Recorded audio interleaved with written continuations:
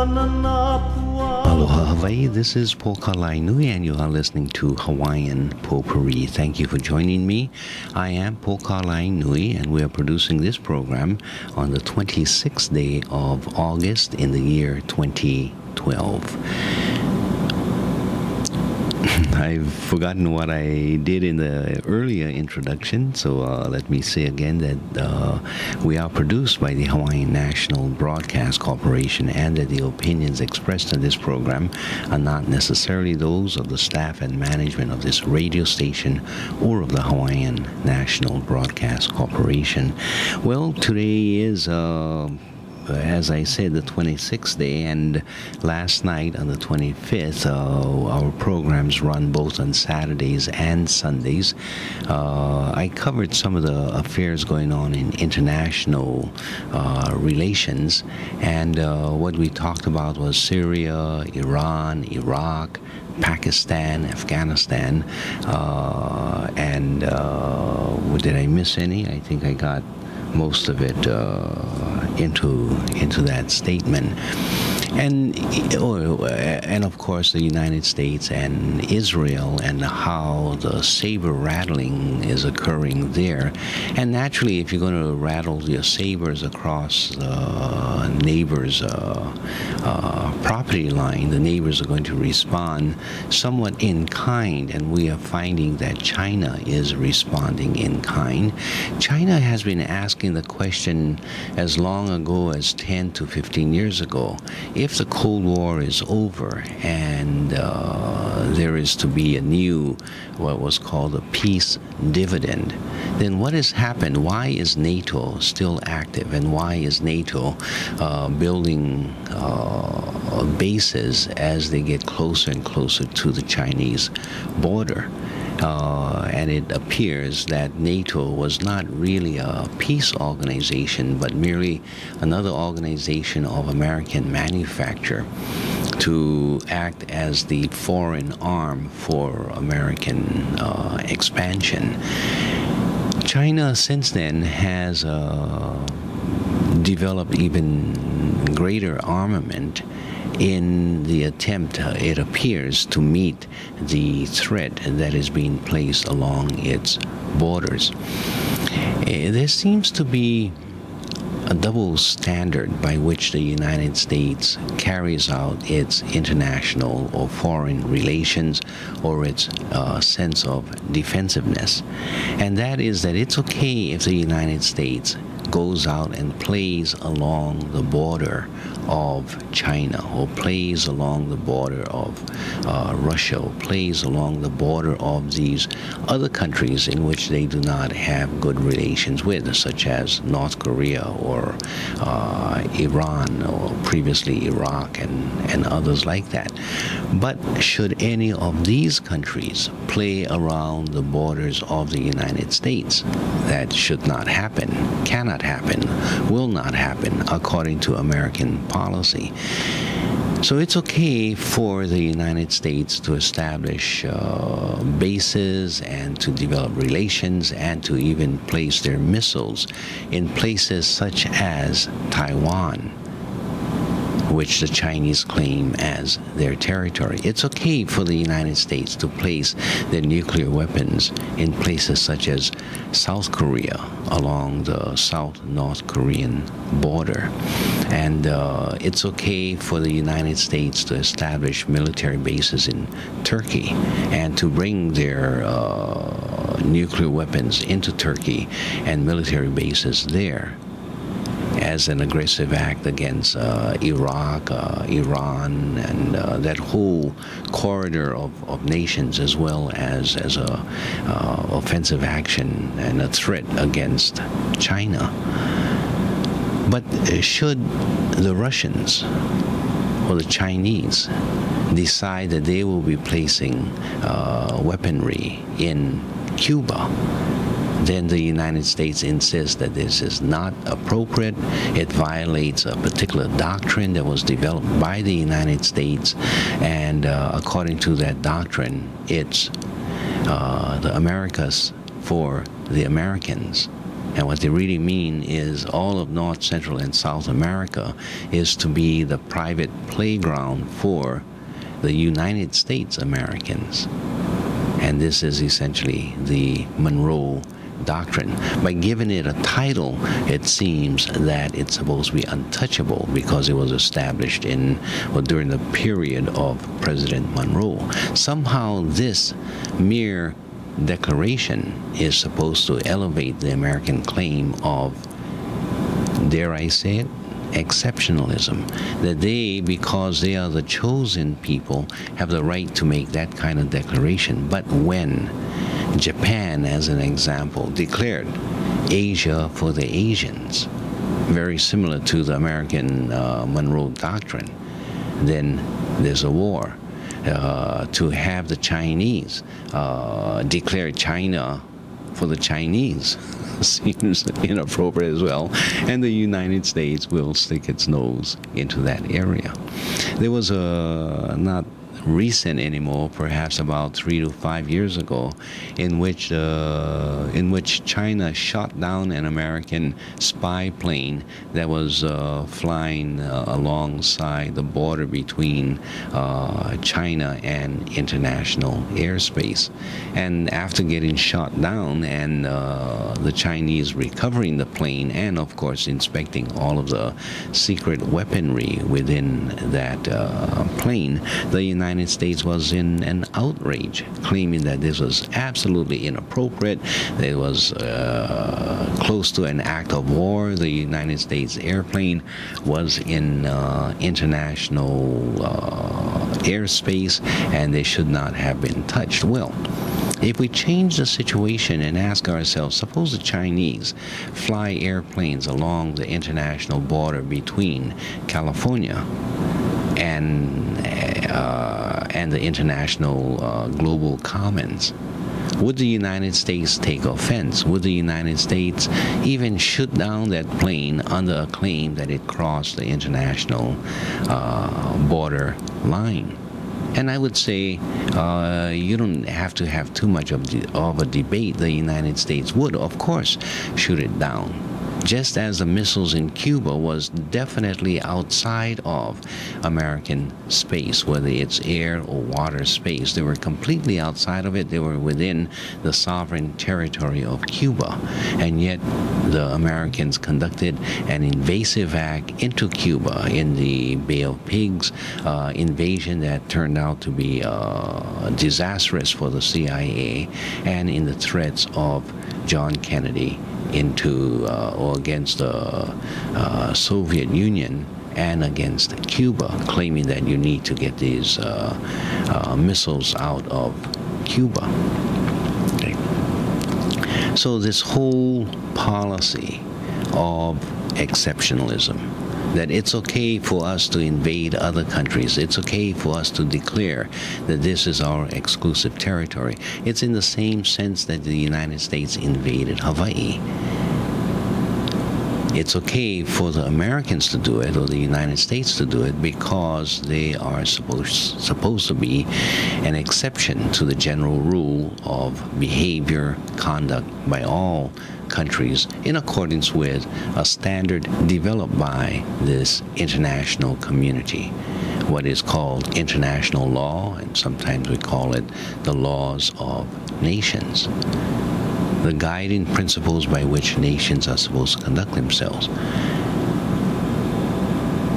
What is the underlying character of the United States of America to even suggest that it has the right to make such a grand, verbose claim of exceptionalism? And you can hear this in the speeches of the Republican National Convention, or you will hear it. I have heard it just yesterday over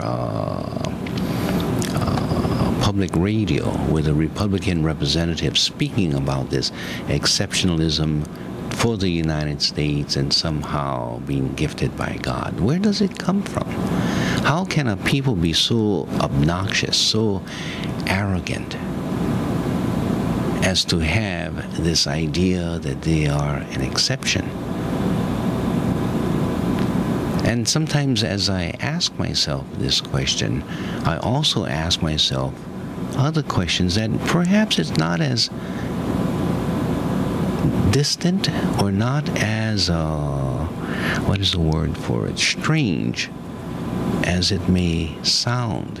If you try to place it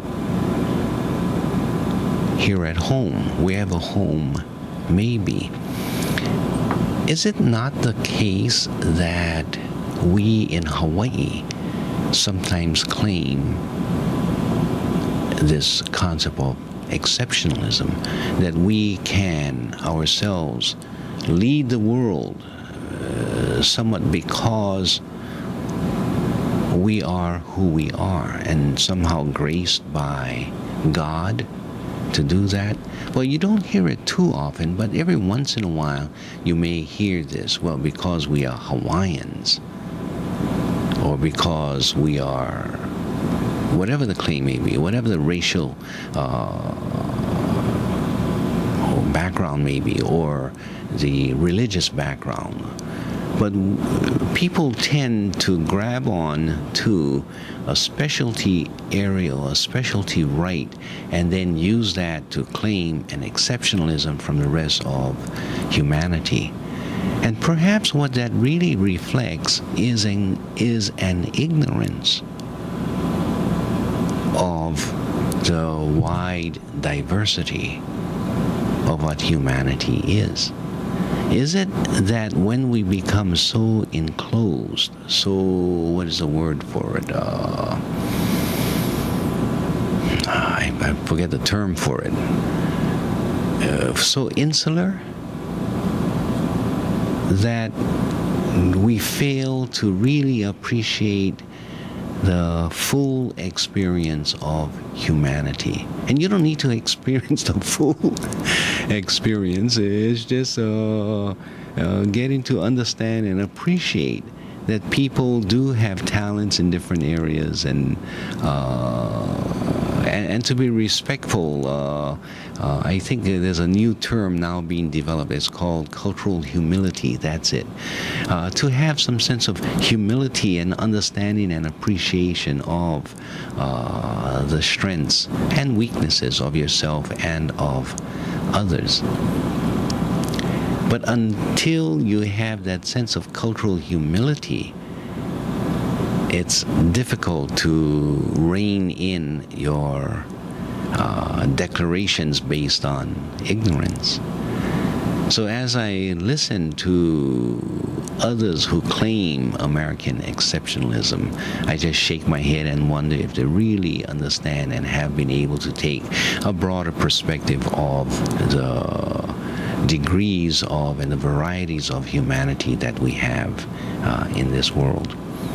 Okay, if you would like to call and share an opinion or disagree with some of the thoughts or what I have said, or agree with them, our telephone number this morning is 524-1080, and I invite your telephone calls. Give me a call, we'll put you on the radio, and by doing so and engaging in a conversation, you will assist me in waking up, being a little bit brighter than I am right now.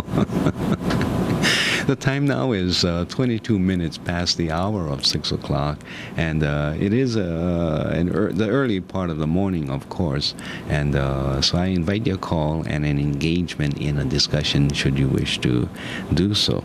Okay.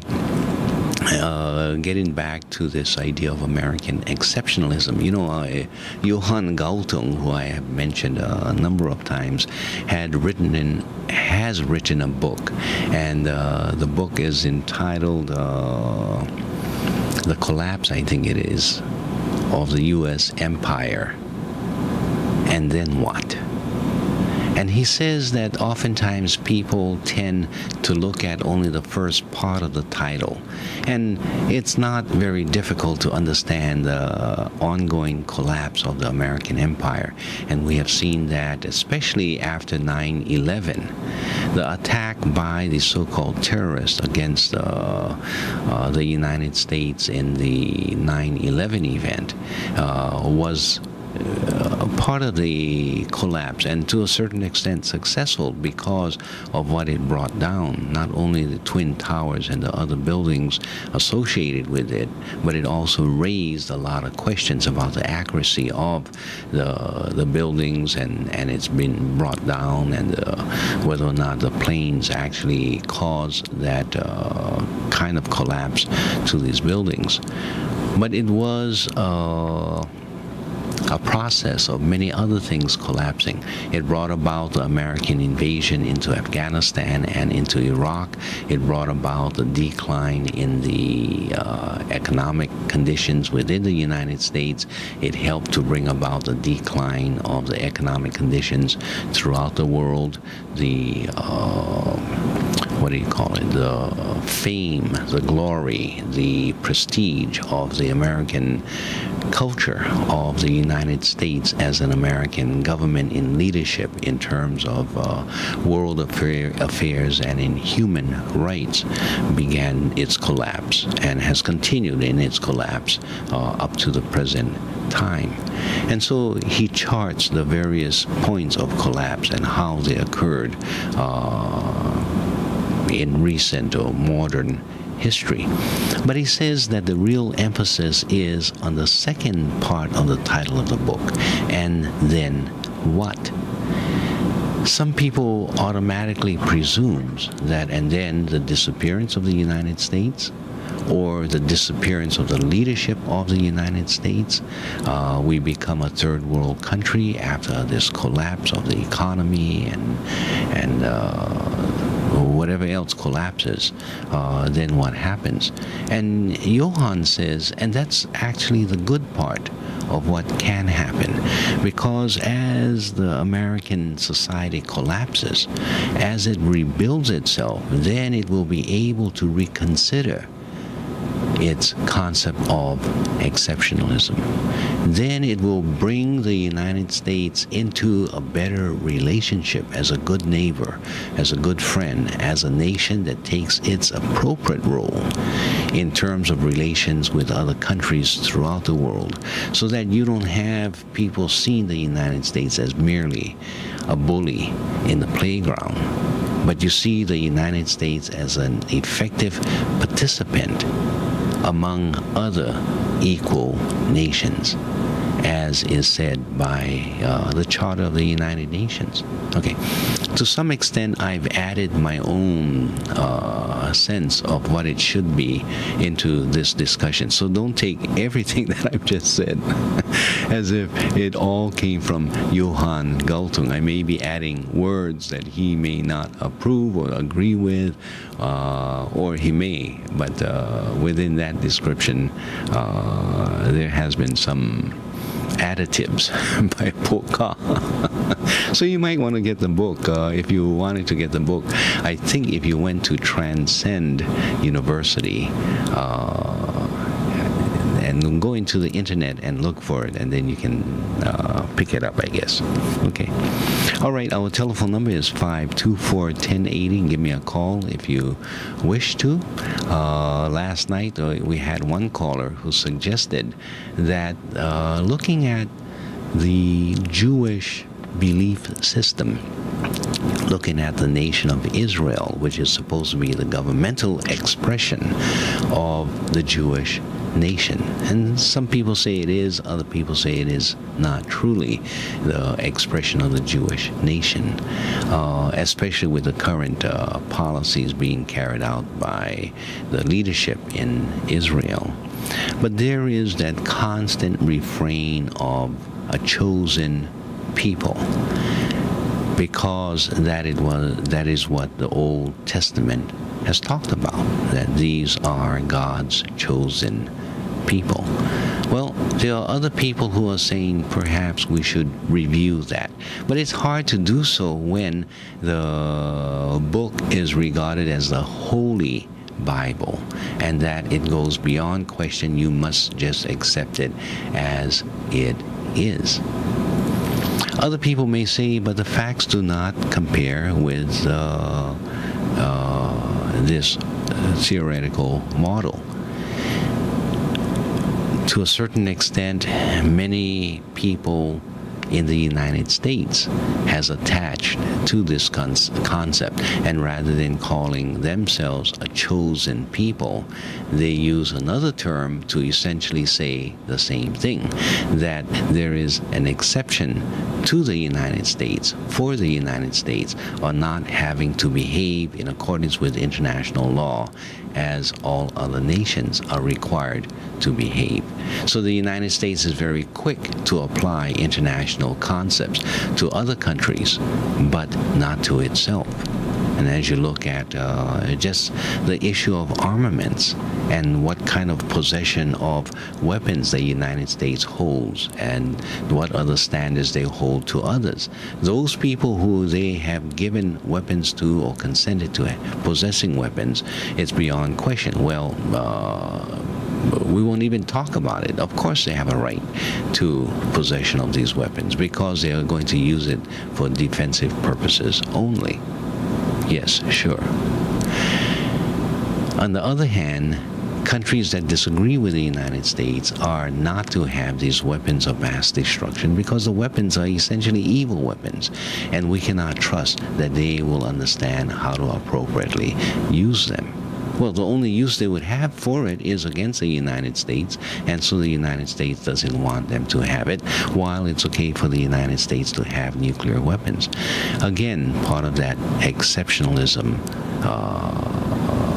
basis for the United States to carry on that kind of idiocy.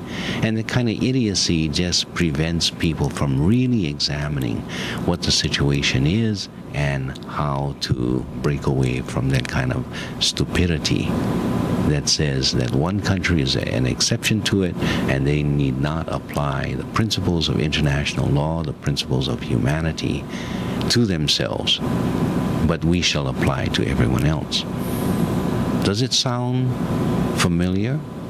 There was a mustached man, and it's not all mustached men, but he had a particular salute that is distinctive, or what we thought was distinctive.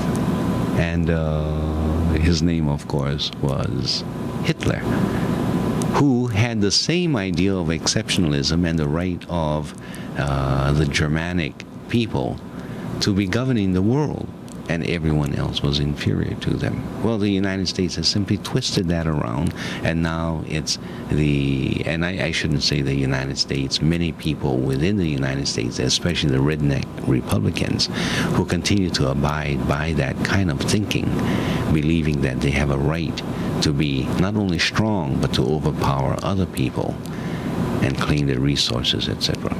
Okay, let's take a break.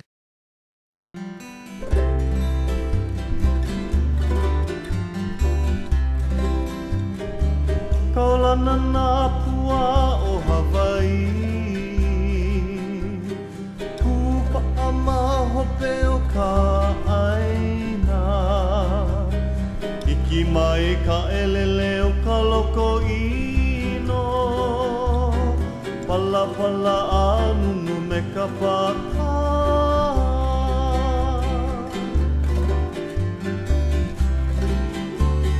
Pane mai Hawaii o ke ave, Koku ana honoa o Pilani, Ka ko'o mai kaua I o mano, Pa'aku me ke one o ka kuhi hewa.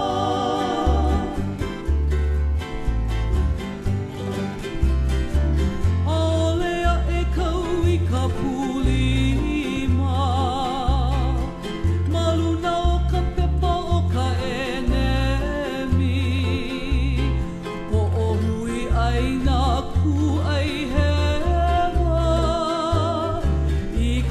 Sivila a o ke kana